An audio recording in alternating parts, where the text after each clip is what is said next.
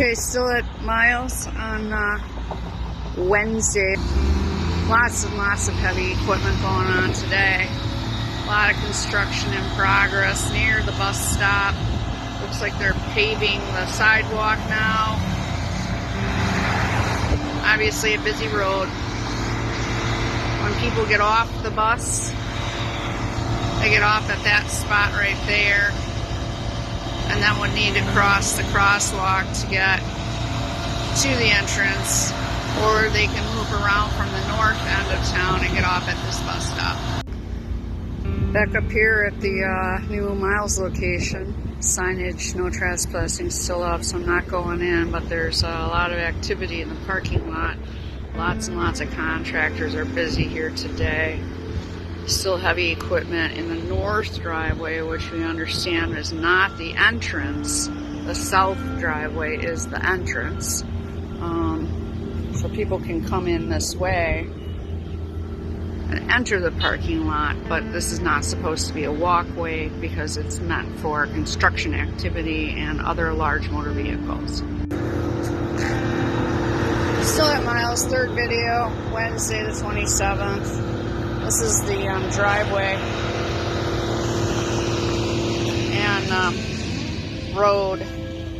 Clearly not the problem of the state, but the condition of the roads here in Milwaukee makes walking about pretty difficult.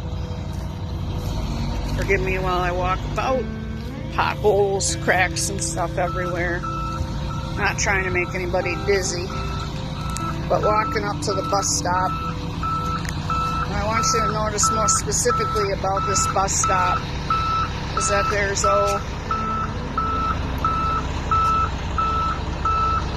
maybe 3 feet of space between the stanchions of the bus stop and the curb itself.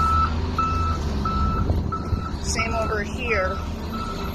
So a person in a wheelchair would have a difficult time moving about. There goes our bus right now. But maneuvering in this slight space with the curb drop off would be very difficult for a person with limited mobility.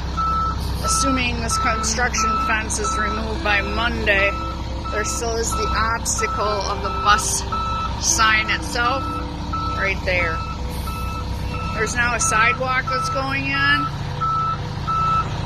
The trench remains, and there still isn't any access on that side over there, but we can assume that with all this concrete and these guys working, that this sidewalk will be functional in time for the opening on Tuesday.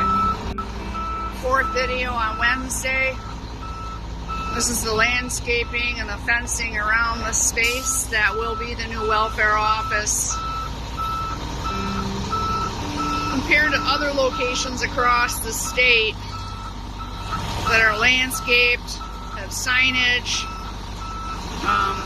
don't have giant fences or barbed wire around them, this place doesn't exactly scream state office building.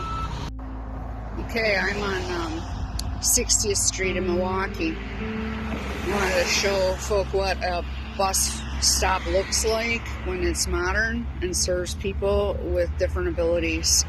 First of all, you'll see that this curb and busy highway have been abruptly narrowed in order to slow activity down and make it safer for people to on and off board a bus. And then as I approach this fancy new bus shelter, what I want you to notice is that there's a curb cut. There's these lovely grates to keep people from slipping. There's this really nice wide concrete. And then there's a ramp that allows a person with a wheelchair to get up to the bus shelter. There's a curb cut that would prevent someone from falling into the busy street. And then there's the bus shelter itself. There's a safety grate right here. There's this beautiful protected space that's really quite spacious. There's a roof on this bad boy. This is a space that's wide enough for someone in a wheelchair using a walker or cane to get through and get back down to where they may want to walk to. And the same is over here. So a good bus stop can be built, has been built using state funds. And the state of Wisconsin just needs to decide that it wants to provide a nice bus stop in front of its brand new state office building. Why do we think we deserve better? I just want you to take a look at some of these state office buildings across the state and the investments that were made there. La Crosse County, man, they've got a one-stop shop. It's an amazing and beautiful building. Down in Racine, they've got really great directional signage and you can tell where you're headed. There's a brand new building in Portage County. Waukesha County's fitting in, looks like a business casual kind of setup. Up there in Menominee, there's a beautiful driveway that leads up to their building. And then in Green Bay, commonly known as Brown County, you can see it fits right in the downtown space. And what does Milwaukee get? After all of this time and energy has been invested, Milwaukee County gets a warehouse located at the end of town where the sidewalks have already ended. Milwaukee County gets a warehouse surrounded by a fence that's got barbed wire. Milwaukee County gets maltreated.